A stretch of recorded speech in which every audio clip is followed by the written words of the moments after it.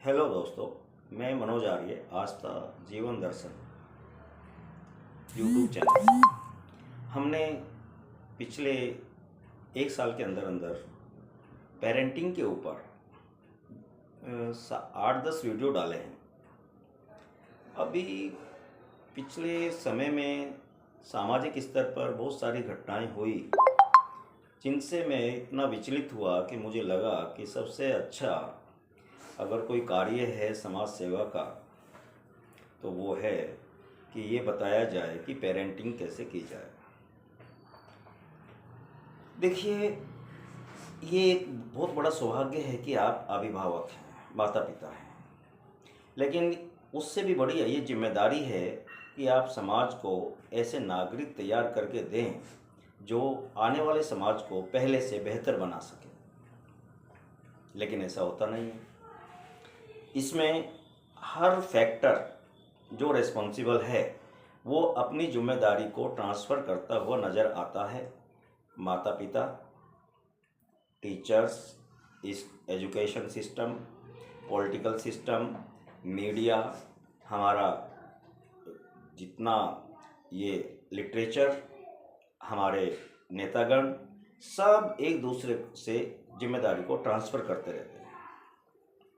लेकिन कोई ऐसा फैक्टर नहीं है जो ये कहे कि that is my responsibility. But at last this responsible this event, if किसी परिवार में बच्चा अगर गलत रास्ते पर जा रहा है, यहाँ पर गलत से मेरी परिभाषा है जो उसके अंदर पोटेंशियल है वो उसको प्राप्त नहीं कर रहा है या आप नहीं करवा पा रहे हैं, दोनों एक ही बात है, तो ये गलत रास्ता है और कोई नहीं है। तो ये जिम्मेदारी सबसे पहले माँ बाप को लेनी पड़ेगी, माता पिता को लेनी पड़ेगी। आज के समय में हो क्या रहा है कि सोसाइटी में नेगेटिविटी इतनी ज़्यादा फैल रही है या फैलाई जा रही है, या हमारा ट्रेंड ऐसा हो गया सोशल मीडिया, और दूसरा इतना नॉलेज भी नहीं कहें उसको, फ्लो ऑफ द फैक्ट, और वो फैक्ट भी नहीं है, मिस फैक्ट है। उसका इतना फ्लो आ रहा है कि देखने वाला उसको संभाल नहीं पा रहा है, वो उसको एनालिसिस करने का टाइम ही नहीं मिल पाता है और वो उसको फॉलो करना चालू कर देता है। पेरेंट्स के पास टाइम नहीं है, एक सबसे बड़ी समस्या है। मुझे आश्चर्य होता है इस दुनिया को देख करके कि जहां हमने समय को कम करने वाली सारी चीज़ें बनाई, सुपरसोनिक विमान बनाए,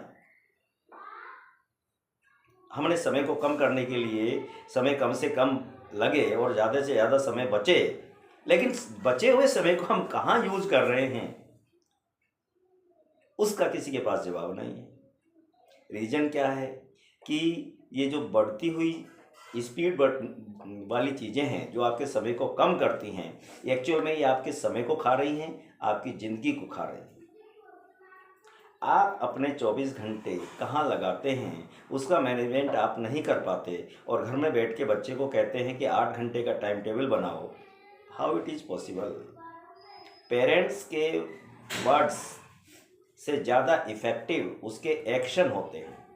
10 साल तक का बच्चा आपके वर्ड्स को नहीं सुनता, आपके एक्शन को फॉलो करता है।